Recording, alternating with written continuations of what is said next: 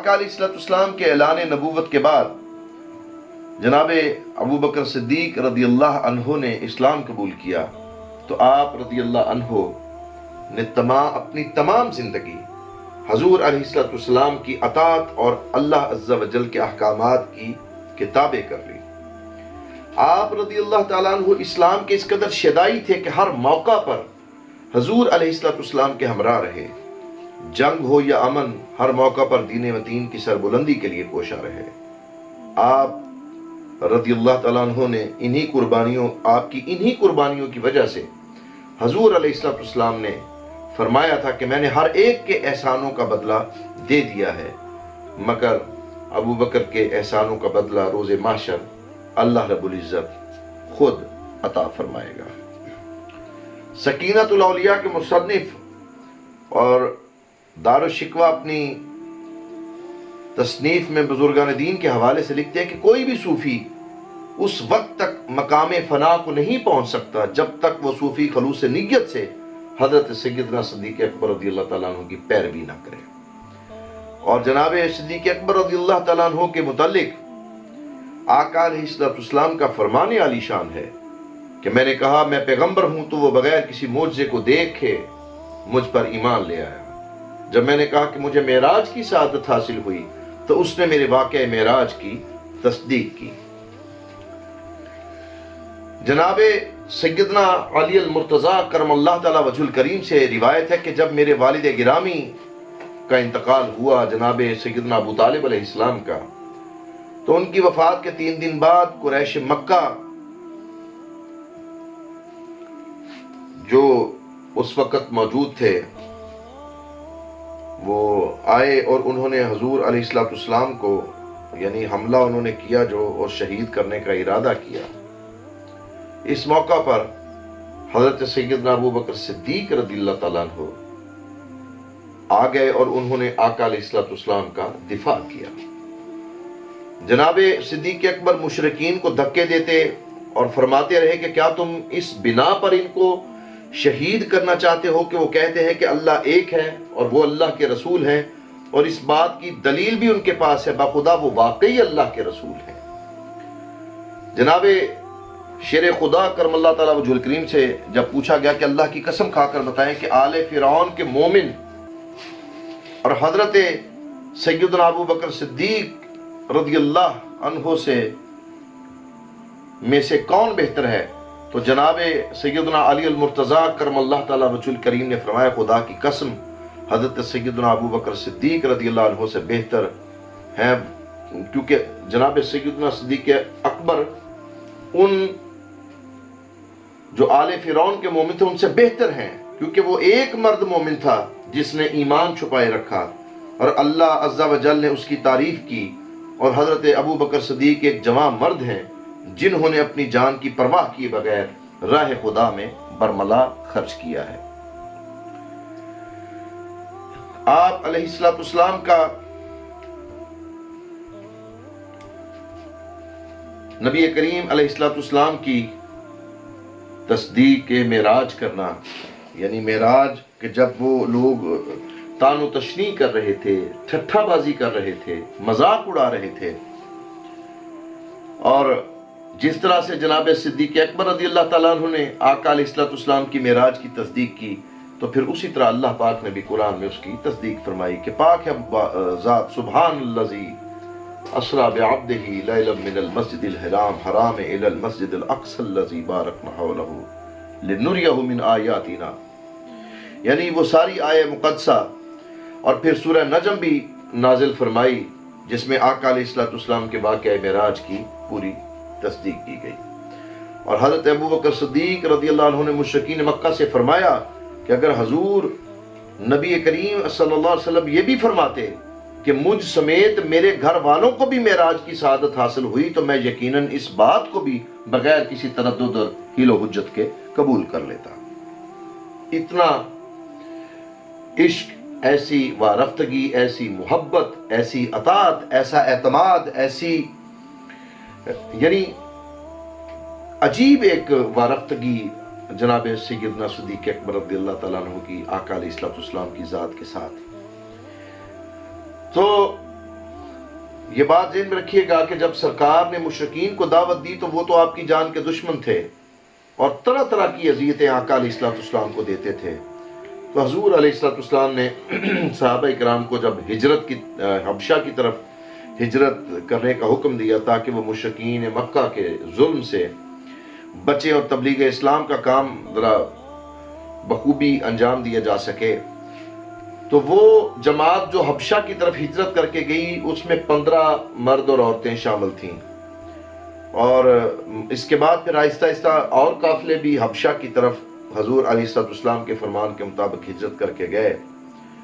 تو مسلمان مہاجرین کی تقریباً 100 سے زیادہ کی تعداد تھی کہ جن میں 83 کے قریب مرد اور 18 کے قریب عورتیں تھیں جو وہاں مہاجرین میں شامل تھیں. ان کی نمائندگی جناب سیدنا جعفر بن ابی طالب رضی اللہ تعالیٰ عنہ کرتے رہے، جنہیں جعفر طیار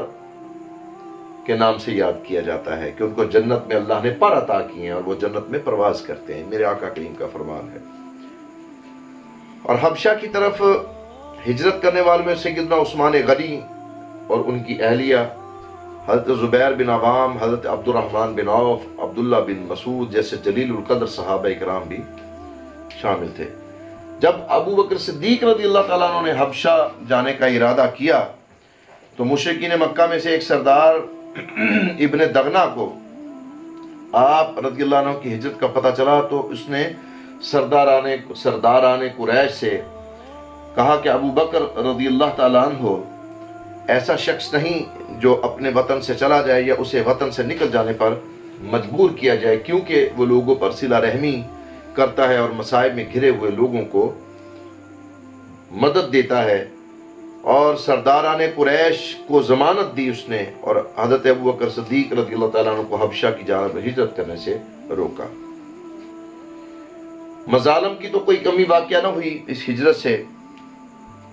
اور آقا علیہ الصلوۃ والسلام اور صحابہ کرام نے کفار مکہ کے مظالم نہایت ہی حوصلے سے برداشت کیے. تبلیغ کا سلسلہ بھی جاری رہا. اسی دوران یثرب سے، جس کا یعنی مدینہ منورہ کا پہلا نام جو یثرب ہے، کچھ لوگوں کا قافلہ آیا اور انہوں نے حضور علیہ الصلوۃ والسلام کے ہاتھ پر اسلام قبول کیا. جب کفار مکہ کے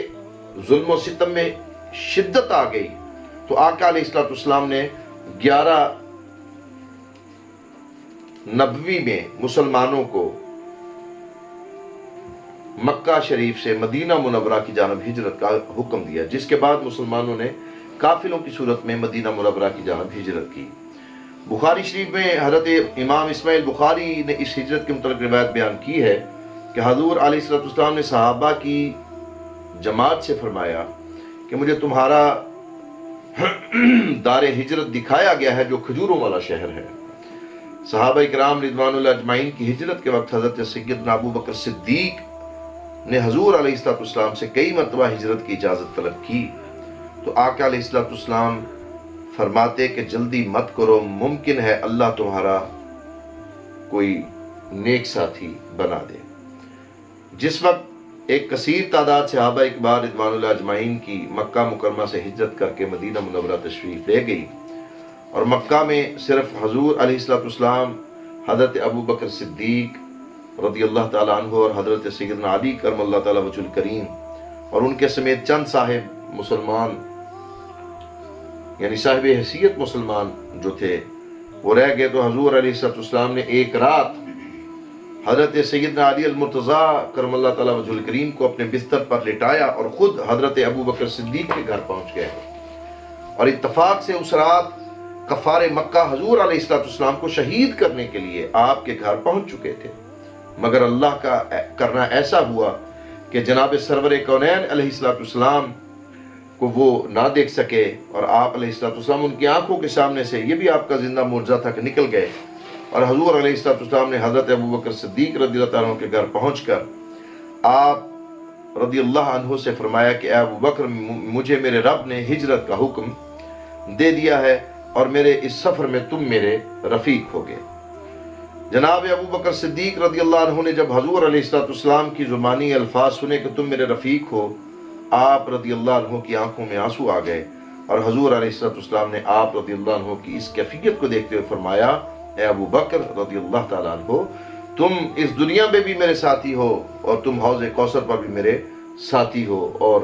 غار میں بھی میرے ساتھی ہو۔ جناب سیدنا ابو بکر صدیق رضی اللہ تعالیٰ عنہ نے حضور علیہ السلام کے فرمان کے مطابق اپنی دونوں اونٹنیوں کو تیار کیا جنہیں آپ نے پچھلے 4 ماہ سے صرف اس لیے پال رہے تھے کہ کسی بھی وقت ہجرت کا حکم ہو گیا تو سفر میں مشکل درپیش نہ ہو۔ اور جناب عائشہ صدیقہ رضی اللہ عنہا سے مروی ہے